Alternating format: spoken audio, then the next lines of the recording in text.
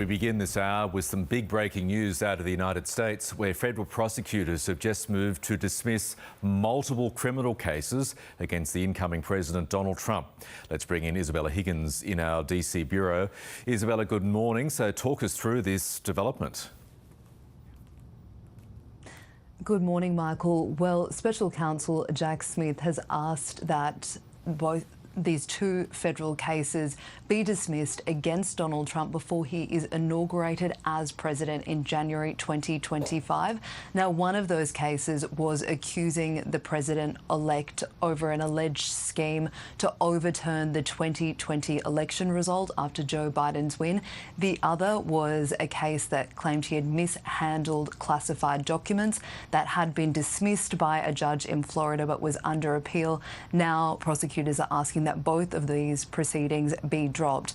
And that's because it was deemed by prosecutors that it was unconstitutional to proceed due to a long-held policy of the US Justice Department that says that sitting presidents should not face criminal prosecution. So immediately we heard a reaction from Donald Trump's team, who called this a decisive win, not just for the president, but for the rule of law. This wasn't entirely unexpected, as you can imagine. It's thought that Donald Trump's team were hopeful that this is what was going to happen. In those legal documents that were filed, this was described as an unprecedented situation. Never before had there been a former president who was charged, who then became the president again. Prosecutors said that they stand behind their case, the gravitas of this crime, and also the evidence that they gather. But ultimately, because Donald Trump won another 4 years in office, both of these cases are due to be dismissed. Isabella Higgins, thank you for the update. One of the federal government's key housing bills looks set to be given the tick of approval in the Senate today after the Greens announced they'd no longer stand in the way. Political reporter Peter Lusted is at Parliament House for us. Good morning, Peter. Talk us through what's happening. Yes, the Help to Buy bill should be back before the Senate today, and it should breeze through now because, as you mentioned, the Greens have given their support. Now, Help to Buy is a scheme to try to get around 40,000 first home buyers into the market. It's a shared equity scheme with the federal government, who will contribute up to 40% of the cost of that home. Now, there is another bill that the Greens have essentially stalled by not voting for, and that is Build to Rent. That is a scheme that they are now supporting. It's essentially a tax incentive for developers to build more affordable housing, properties that can be rented out below market rate. It's quite an about-face from the Greens. These bills have been blocked for some months, but they have now changed their stance. We'd, of course, become accustomed to the government referring to the Coalition and the Greens as the No-alition, as they were controversially blocking these bills despite the country being in a housing crisis. Since then, the Greens have had some disappointing election results in Queensland and the ACT, and they say they're listening to the public in changing their stance. Here's the Housing Minister, Clare O'Neil, on the Greens' change of stance. It is a big about-face in the Greens strategy here. For 2.5 years, everything that our government has tried to do on housing, the Greens have worked with Peter Dutton to block and delay, and that's had real consequences for Australians. They've obviously heard a really clear message from the electorate that that approach is not getting them anywhere. That's the government side. Let's hear from the Greens housing spokesperson, Chandler-Mather. We went into this process assuming that we'd be able to get a similar positive outcome that we got last year on the Housing Australia Future Fund, where we secured $3 billion of extra investment in social housing, 6 times what Labor originally wanted to spend. That was really positive. And we had assumed that a similar process would happen this time. So that's the political side from both angles, the Greens and the government. The most important thing for many people, though, will be that these bills should now pass the Senate this week and will be able to come into action to help in that housing crisis.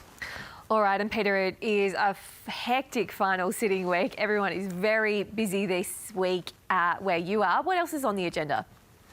Yeah, Bridget, this is essentially the federal parliament version of leaving your Christmas shopping to Christmas Eve. There's a mad rush to get all these bills resolved in time. Therefore, the Senate will be sitting later tonight. Some of the bills that they will be looking at, one to ease student HECS debt, another will be looking to increase the pay for childcare workers, and there's another that's looking at public school funding as well.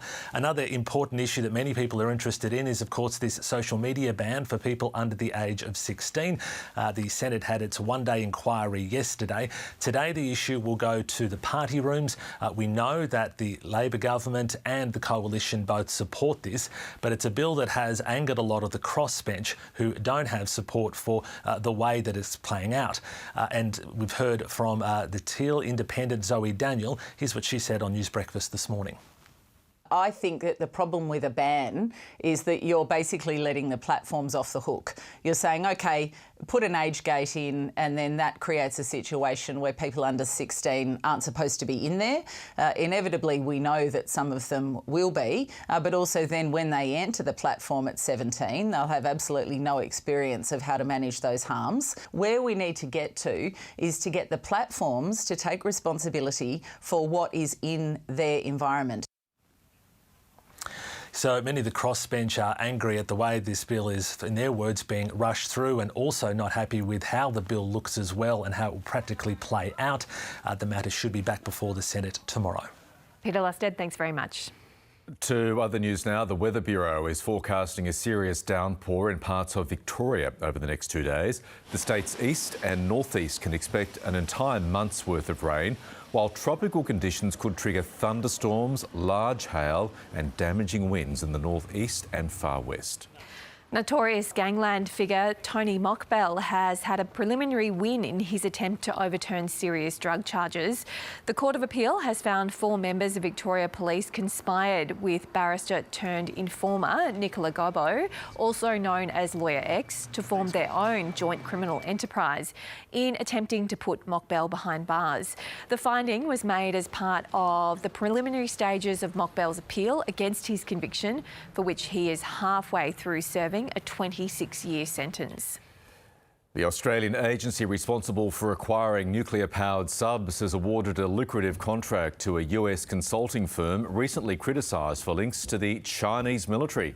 The Australian Submarine Agency is paying $9 million to McKinsey & Company for what's described as management advisory services. Republican leaders in the US have accused the firm of failing to disclose links to both the Chinese Communist Party and the People's Liberation Army. A surge in whooping cough cases in Queensland as health authorities worried, with 37 babies hospitalised this year compared to only 14 last year. The disease, also known as pertussis, is particularly dangerous for infants. They can't be vaccinated against it until 2 months old, and authorities are also urging pregnant women to get vaccinated. Why is it me reading this one? And a quick language warning on this next story. If you have any children listening, you may want to cover their ears. Macquarie Dictionary has crowned its word of the year, and the winner is enshittification. According to Macquarie, the term describes the gradual deterioration of a service or product, especially when it comes to online platforms like social media. It beat out over-tourism, brain rot and raw-dogging flights. Yeah. Take the top gone. What's a raw-dogging flight? It means if you just sit there for the 24 hours that you have to fly to London or whatever. You don't take anything. You just really just sit and stare ahead. Just stare off into space and contemplate not even watch the meaning of a life. movie or TV show. You can look at the map. You can look at the map, the flight map. That's about it. Yeah, and you just sit there. Wow. Yeah. For long flights? No. It's a thing though, right? It's a thing, yeah. Have you tried it? No, I like that's when I catch up on all my shows. I know, right? Yeah. In movies and stuff. But maybe it's good for you. I don't know. We'll give it a go.